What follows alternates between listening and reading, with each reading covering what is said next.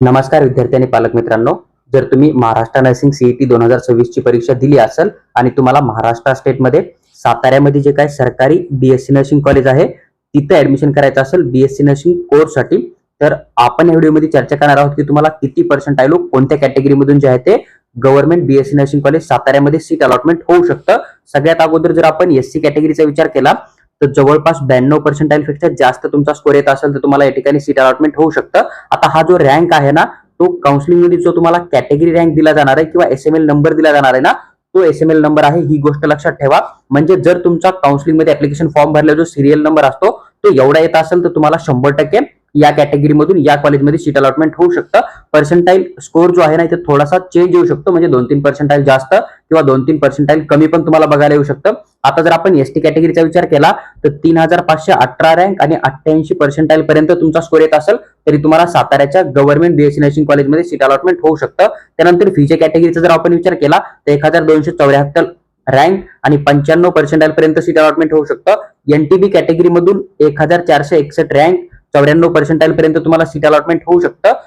NTC कॅटेगरीमधून 889 एवढे rank व seat allotment झालेलं होतं आणि 96 पर्सेंटाइल हा लास्ट इयरचा क्लोजिंग कट ऑफ होता. एनटीटी कॅटेगरीमधून 906 रँक आणि 96 पर्सेंटाइल.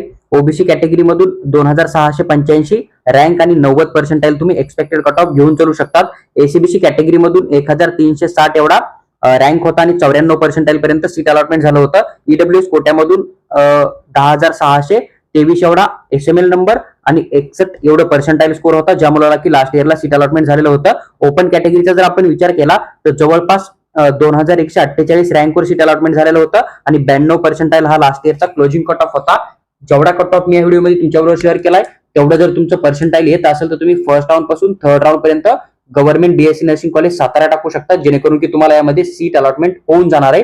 बऱ्याच मुलांना कॅप राऊंड 1 मध्ये सीट अलॉटमेंट होऊ शकते आणि बऱ्याच कॅटेगरीच्या मुलांना जी आहे ती थर्ड किंवा फोर्थ राऊंड मध्ये पण या कॉलेजमध्ये सीट अलॉटमेंट होऊ शकतं. पण एक सेफ झोन म्हणून तुम्ही बाकीच्या कॉलेजमध्ये पण चॉईस फिलिंग करू शकतात आणि तिकडं कॉलेज जॉईन करून तुम्ही या कॉलेजला वेट करू शकतात. जेवढं पर्सेंटाइल मी सांगितलं तेवढं तुमचं येत असेल तर तुम्हाला सीट अलॉटमेंट होण्याचा चान्स या कॉलेजमध्ये डेफिनेटली लागू शकतो.